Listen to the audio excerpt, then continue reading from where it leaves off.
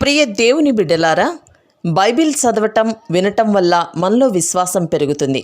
మన మార్గానికి త్రోవ చూపుతుంది.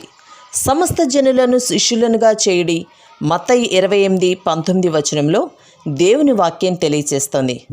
తెలుగు బైబిల్స్ను ఆర్ఆర్కే మూర్తి గారు రీసెర్చ్ చేసి విశ్లేషణ చేసిన బైబిల్లోని ప్రతి అధ్యాయాలను వచనాలను వరుస క్రమంలో అనగా ఆదికాండం నుండి ప్రకటనా గ్రంథం వరకు ఇవ్వబడుతుంది.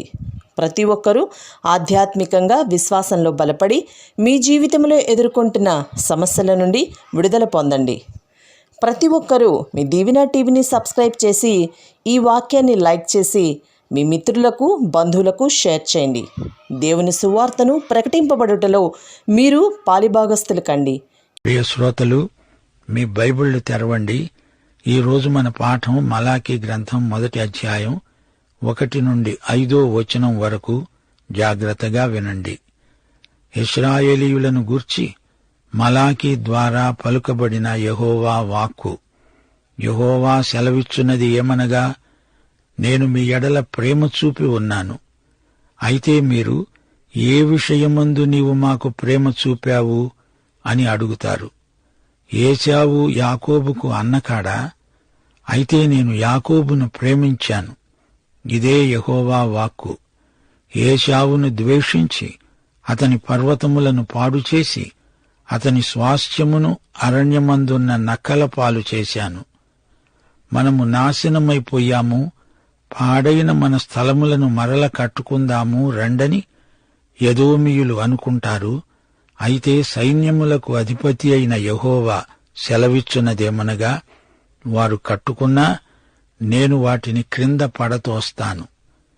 వారి దేశము భక్తిహీనుల ప్రదేశమని, వారు యెహోవా నిత్య కోపాగ్నికి పాత్రులని లోకులు పేరు పెడతారు. కన్నులారా దానిని చూచి ఇశ్రాయేలీయుల సరిహద్దులలో యెహోవా బహుఘనుడుగా ఉన్నాడని మీరంటారు. ప్రియశ్రోతలు, వింటున్నారా? ఇశ్రాయేలు ప్రజను దేవుడు ఎంతగానో ప్రేమిస్తున్నాడు. అయితే వారి యాజకుల ప్రవర్తన సరిగా లేదని దేవుడు వారిని గద్దిస్తున్నాడు, మందలిస్తున్నాడు. నెహెమ్యా ఎదుర్కొన్న సమస్యలే మలాకీకి ఎదురయ్యాయి. యాజక పరిచర్య బలహీనమైంది, కలుషితమైపోయింది. ఇశ్రాయేలు పురుషులు అన్యజాతికి చెందిన స్త్రీలను పెళ్లాడి తమ హీబ్రూ భార్యలను విడనాడుతున్నారు. ఈ 2 సమస్యలు కొట్టవచ్చినట్లు కనపడుతున్నాయి. ఇశ్రాయేలీయులు దశమభాగం దేవునికివ్వటం మానేశారు. ఈ 3 సమస్యలను మలాకీ గ్రంథము ఎదుర్కొంటుంది. ఈ రోజున విడాకుల కోసం న్యాయస్థానములలో పురుషులు స్త్రీలు వ్యాజ్యమాడుతున్నారు. ఈ నేపథ్యంలో మలాకీ గ్రంథం నేటి సమకాలీన సమాజానికి అర్థవంతమైన సందేశమివ్వగలదు. మలాకీ అనే పేరుకు అర్థం నా దూత, నా వార్తావహుడు. మలాకీ ఇశ్రాయేలు ప్రజలకు దేవుని వర్తమానం తెచ్చాడు, వినిపిస్తున్నాడు. ఇశ్రాయేలీయులను గూర్చి మలాకీ ద్వారా దేవుడు పలికిన యెహోవా వాక్కు. ఈ వాక్కు ప్రవక్త యొక్క భారం. ఇది దైవోక్తి. దేవుడు ఇశ్రాయేలును ఘాటుగా గద్దించబోతున్నాడు. ఇశ్రాయేలు 12 గోత్రములను గురించి ప్రవక్త మాట్లాడుతున్నాడు. ఇశ్రాయేలీయులందరినీ ఉద్దేశించి దేవుడు తన ప్రవక్త ద్వారా మాట్లాడుతున్నాడు. ఇశ్రాయేలు గోత్రాలలో మొత్తం 12 గోత్రాలు ఉన్నాయి.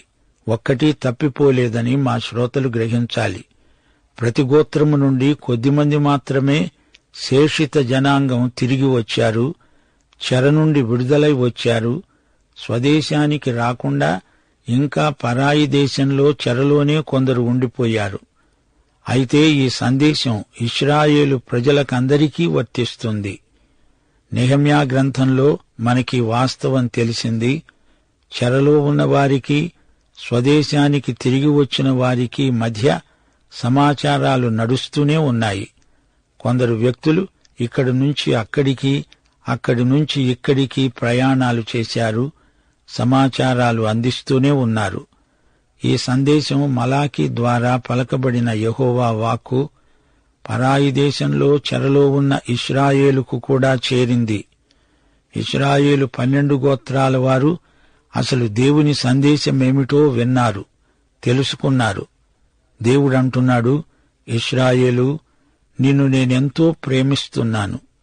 నా ప్రేమ ఎలాంటిది, ఎవరి మీద అని ప్రశ్నిస్తారా? దానికి జవాబు చెబుతాను. ఏశావు, యాకోబు ఇద్దరూ అన్నదమ్ములే. నేను యాకోబును ప్రేమించాను, ఏశావును కాదు. ఏశావును నేను విసర్జించాను. ఏశావు పర్వతాలు పాడైపోయాయి. ఏశావు స్వాస్థ్యమంతా నక్కల పాలైపోయింది. అవి అడవి నక్కలు. దేవుడంటున్నాడు, ఇశ్రాయేలు, నిన్ను ప్రేమిస్తున్నాను. దానికి వారేమంటున్నారు? మమ్మల్ని నీవు ప్రేమించావా? ఏ విషయంలో ఎలా ప్రేమించావో చెప్పు. వీరెందుకిలా మాట్లాడుతున్నారు? దేవుని ప్రేమనే సందేహిస్తున్నారా? నీవే మమ్మల్ని ప్రేమిస్తుంటే ఎందుకిలా జరిగింది అంటూ అడిగేవారు ఈ రోజున కూడా ఎందరో ఉన్నారు. ఇశ్రాయేలు వారికి దేవుడు తన ప్రేమను పలు విధాలుగా వ్యక్తం చేస్తూనే ఉన్నాడు. మోషే కాలంలో ఇశ్రాయేలీయులు అరణ్యయాత్ర చేయాల్సి వచ్చింది. దేవుడు వారిని ప్రేమించాడా? ద్వితీయోపదేశకాండం 10వ అధ్యాయం 15వ వచనం ఏమంటోంది? యెహోవా నీ పితరులను ప్రేమించి వారి యందు ఆనందపడి సమస్త జనములలో వారి సంతానమైన మిమ్మును నేటివలే ఏర్పరచుకున్నాడు. దేవుడు వారిని ప్రేమించకపోతే వారేమైపోయేవారు? ఆయన ప్రేమను వీరు అపార్థం చేసుకుంటున్నారు. వారిని క్రమశిక్షణలో పెట్టినప్పుడు ఆయన ప్రేమను వారు గుర్తించక అపార్థం చేసుకున్నారు.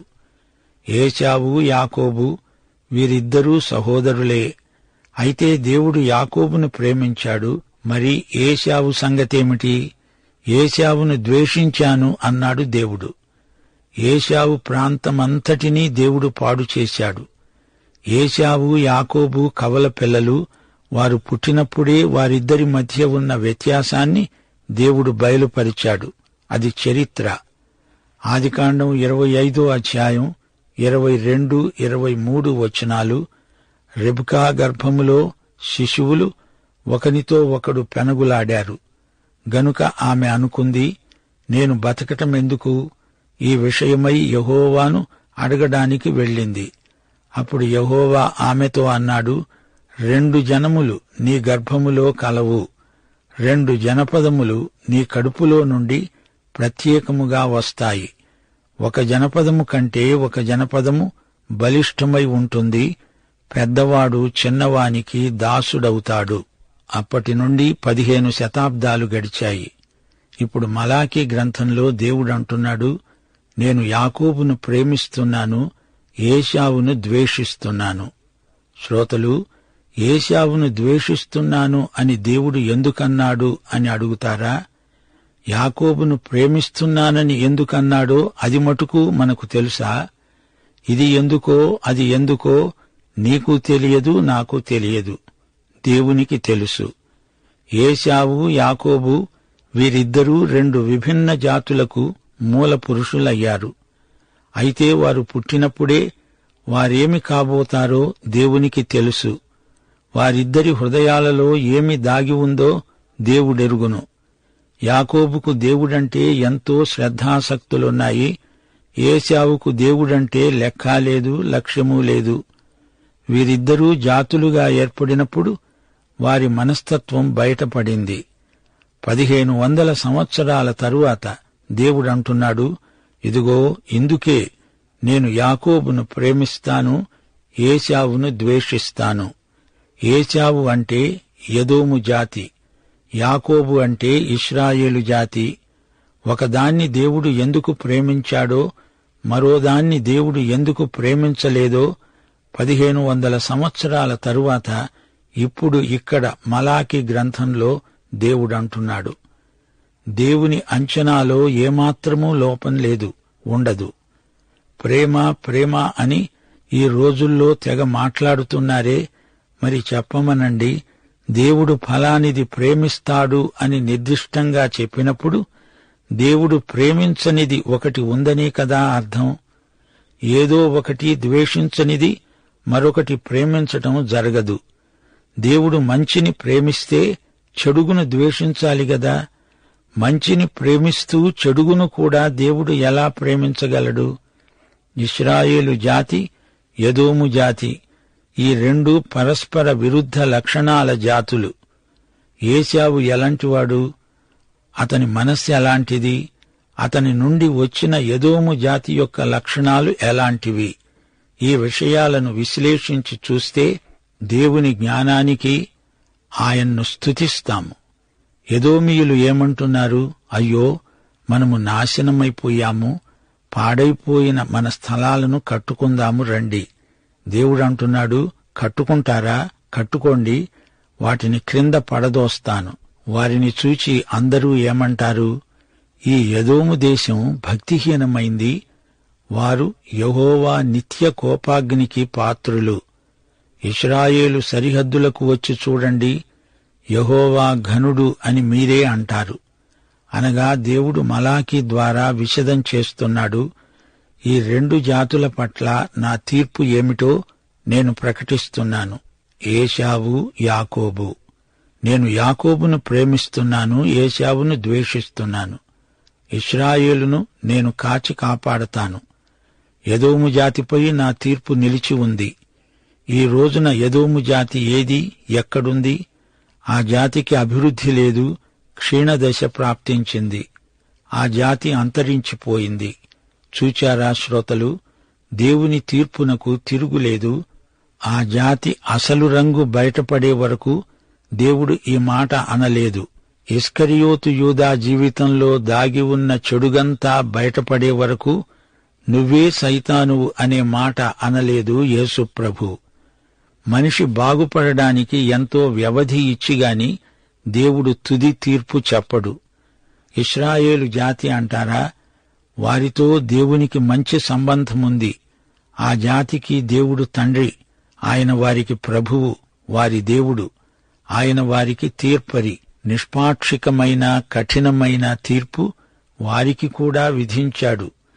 క్రమశిక్షణ చర్యగా ఎదోము కంటే కూడా కఠినంగా దేవుడు ఇశ్రాయేలును శిక్షించిన సంగతి మనకు తెలుసు. మెస్సియాను తిరస్కరిస్తే వారు వీరని కాదు, ఎవరికైనా శిక్ష తప్పదు. దేవుడు ప్రేమ అని అందరూ చెబుతారు. దేవుడు ప్రేమ అంటే ఆ ప్రేమ అవ్యక్తం. ఇశ్రాయేలుతో దేవుడు నేను ప్రేమ అనలేదు, నేను నిన్ను ప్రేమిస్తున్నాను అన్నాడు. ఆయన ప్రేమిస్తాడు అంతే, కాని ప్రేమ అని ఊరుకోడు. ప్రేమించి ప్రేమ అంటే ఏమిటో చూపుతాడు. దేవుని ప్రేమ నామవాచకం కాదు, క్రియ. ప్రేమించిన దేవుడు క్రీస్తునందు మనలను ప్రేమిస్తూనే ఉన్నాడు. ఆదాము హవ్వలనడగండి, అబ్రహామునడగండి, దేవుని ప్రేమ ఎంత బలమైందో వారే చెబుతారు. ఈ రోజు వరకు దేవుడు మానవతనెంతో ప్రేమిస్తున్నాడు. శ్రోతలు, యెహోవా వాక్కు కఠినంగా ధ్వనించవచ్చు, కాని అందులో ప్రేమ నిక్షిప్తమై ఉంది. మలాకీ అనే పేరుగల ప్రవక్త నిజంగా దేవుని దూతే. పేరుకు తగిన తీరు. దేవుడు ఇశ్రాయేలు జాతి పట్ల తన ప్రేమను వెల్లడిపరుస్తున్నాడు. దేవుని ప్రేమకు వీరి ప్రతిస్పందన శూన్యం. పైగా నీవు మమ్మల్ని ఏం ప్రేమించావు అని ఎదురు ప్రశ్న వేస్తున్నారు. దేవుడు మిమ్ములను ఏర్పరచుకున్నాడంటే అది ప్రేమ కాదా? మిమ్ములను తన ప్రజలు అని పేర్కొన్నాడు గదా. ఇశ్రాయేలు చరిత్ర ఆరంభము నుండి దేవుని ప్రేమ అడుగడుగునా కానవస్తూనే ఉంది. దేవుని ప్రేమను విశ్వసనీయతను శంకిస్తున్నారా? ఆయన ప్రేమ విషయంలో మీకేమైనా అనుమానమా? వారు చెర నుండి విడుదలై వచ్చారు. దేవాలయ నిర్మాణం పూర్తి అయింది. ప్రవక్తలు చెప్పిన సంగతులన్నీ ఇంకా నెరవేరలేదు, నిజమే. మెస్సియా వస్తాడన్నాడు, ఇంకా ఆయన రాలేదు. ఇశ్రాయేలు గొప్ప జాతి అవుతుందన్నాడు, ఏది? మా స్థితి అలాగే ఉందే. ఇది వారి సణుగు. కృతజ్ఞత మాలిన మాటలంటున్నారు. దేవుని శక్తిని, దేవుని సంకల్పాన్ని అనుమానిస్తున్నారు. దేవుడు వారి జాతి ఎవరి నుండి వచ్చిందో ఆ వ్యక్తిని వారికి జ్ఞాపకం చేస్తున్నాడు. యాకోబు, అతని సోదరుడు ఏశావు. ఏశావు సంతతి ఎదోమీయులు. వారి గతి ఏమైందో ఒక్కసారి జ్ఞాపకం చేసుకోండి. ఇశ్రాయేలీయులైన మీరు యాకోబు సంతతి, మీరెంత ధన్యులు! ఎదోమీయులతో పోల్చి చూస్తే మీరెంతగానో ఆశీర్వదించబడినవారు. నేను యాకోబును ప్రేమించాను అన్నప్పుడు అందులో వారు దేవుని కృపను గుర్తించాలి. రోమాపత్రిక 9వ అధ్యాయం 13వ వచనంలో పౌలు ఇదే వచనాన్ని ఉటంకిస్తున్నాడు. రెబ్కా మన తండ్రి అయిన ఇస్సాకు అనే ఒకని వలన గర్భవతి అయినప్పుడు ఏర్పాటును అనుసరించిన దేవుని సంకల్పము క్రియల మూలముగా కాక పిలిచేవాని మూలముగానే నిలకడగా ఉండే నిమిత్తము పిల్లలు ఇంకా పుట్టి మేలైనా కీడైనా చేయకముందే పెద్దవాడు చిన్నవానికి దాసుడవుతాడు అని ఆమెతో చెప్పబడింది. ఇందును గూర్చి నేను యాకోబును ప్రేమించాను, ఏశావును ద్వేషించాను అని రాయబడి ఉంది. దేవుడు ఇక్కడ యాకోబు, ఏశావు అనే వ్యక్తులను కాదు, ఇశ్రాయేలు, ఎదోము అనే 2 జాతులను పేర్కొంటున్నాడు. ఆ 2 జాతులలో ఒకటి ఆశీర్వదించబడింది, ఒకటి శపించబడింది. చరిత్ర ఈ విషయాన్ని ధృవపరుస్తోంది. ఎదోము జాతి ఏమైపోయింది? ఎదోము పర్వతాలు పాడుబీడు అయిపోగా అతని స్వాస్థ్యం నక్కల పాలైంది. పునర్నిర్మాణం జరగలేదు, శిథిలాలు మిగిలాయి. ఎదోము అంటే భక్తిహీనుల ప్రదేశం అని పేరు పడిపోయింది. కాని ఇశ్రాయేలో దేవుని కృపకు, ప్రేమకు ప్రతీకగా నిలిచిపోయింది. ఎదోముకు దేవుని తీర్పు, ఇశ్రాయేలుకు దేవుని కనికరము, ప్రేమ. ఎంత వ్యత్యాసమో చూడండి. ఇశ్రాయేలు, దేవుని ప్రేమను గుర్తించు, అపార్థం చేసుకోవద్దు, సణగవద్దు, దేవుణ్ణి ఘనపరచు. ఎదోమును చూచైనా తెలివి తెచ్చుకో. దేవుని కృపను కోల్పోయిన ఏశావు వంశం, అతని సంతతి ఏమైంది? నీకు ఒక పాఠమని తెలుసుకో అంటూ ప్రవక్త హెచ్చరిస్తున్నాడు. ప్రభువే ఘనుడు, ఆయన మహిమను చూడు. కన్నులారా ఇది చూచిన మీరు ఇశ్రాయేలు సరిహద్దులలో నిలిచి దేవుడు బహు ఘనుడు అని అంటారు. మీకు మంచి రోజులొస్తాయి అంటూ ప్రవక్త వారికి ఆశాభావము గొలిపే మాటలు చెప్తున్నాడు. ఇశ్రాయేలు నిరీక్షణ ఫలిస్తుంది. ఎదోముకు అట్టి నిరీక్షణ లేదు, ఆశాభంగమే ప్రాప్తిస్తుంది. ఇశ్రాయేలు, నేను నిన్ను ప్రేమిస్తున్నాను, ఏశావును ద్వేషిస్తున్నాను అంటే దానికి కారణం వారికి పశ్చాత్తాపపడే మనసు లేదు. దుర్మార్గులు నశించటం దేవునికి బాధే. నేను ద్వేషిస్తున్నాను అని దేవుడు అన్నాడంటే ఎంత బాధతో ఆ మాట అన్నాడో గ్రహించండి. శిక్షించేటప్పుడు దేవుని మనస్సు ఎంతో బాధపడుతుంది. ఎదోము నాశనానికి ఎదోమే నైతిక బాధ్యత వహించవలసి ఉంది. ద్వేషించడం అనే మాట బైబిలులో వేరే అర్థమిస్తుంది. లూకాసు వార్త 14వ అధ్యాయం 26వ వచనంలో యేసు ప్రభు అన్నాడు, ఎవడైనా నా వద్దకు వచ్చి తన తండ్రిని, తల్లిని, భార్యను, పిల్లలను, అన్నదమ్ములను, అక్క చెల్లెండ్రను, తన ప్రాణమును సహా ద్వేషించకుంటే వాడు నా శిష్యుడు కానేరడు. అనగా ప్రభువును ప్రేమించినంత మరెవరినీ ప్రేమించరు. ప్రభువుకు ప్రథమ స్థానమిస్తారు అని అర్థం. దేవుడు తన బిడ్డలను క్రమశిక్షణలో ఉంచుతాడు. అది శిక్ష కాదు, తీర్పు కాదు. కాని దేవునికి దూరస్థులైన వారికి వారి మొండి వైఖరిని బట్టి దేవుడు శిక్ష విధిస్తాడు. అది తీర్పు. దేవుని ప్రేమే దేవుని బిడ్డలకు హామీ. ఇశ్రాయేలును శత్రువుల చేతి నుండి దేవుడు విడిపించాడు. ఒక జాతిగా వారిని కాపాడాడు. శేష ప్రజలు సురక్షితంగా నిలిచి ఉన్నారు. దేవుని ప్రేమను గ్రహించిన వారు ఆయన సేవలో ఎంతో అభివృద్ధి చెందుతారు. దేవుని ప్రేమ సత్కార్యముల కోసమై మనలను బలవంతం చేస్తుంది. దేవుడు మన తండ్రి. ఆయన బిడ్డలమైన మనపై క్రమశిక్షణ చర్య తీసుకోవటానికి ఆయనకు హక్కు ఉంది, అధికారముంది. యేసుక్రీస్తు తన తండ్రికి ఎంతో విధేయుడు, శిలువ మరణము పొందునంతగా తన తండ్రి చిత్తమునకు విధేయుడు. హెబ్రీ పత్రిక 12వ అధ్యాయం 8వ వచనం ఇదే మాట అంటోంది. తండ్రి శిక్షించని కుమారుడు ఎవడు? కుమారులైన వారందరూ శిక్షలో పాలు పొందుతున్నారు. మీరు పాలు పొందని ఎడల దుర్బీజులే కాని కుమారులు కారు. పాఠం ఇంతటితో సమాప్తం. యేసుక్రీస్తు వారి కృప, తండ్రి అయిన దేవుని వాత్సల్యము, పరిశుద్ధాత్మ నిత్య సహవాసము మనకు తోడై ఉండునుగాక. ఆమేన్.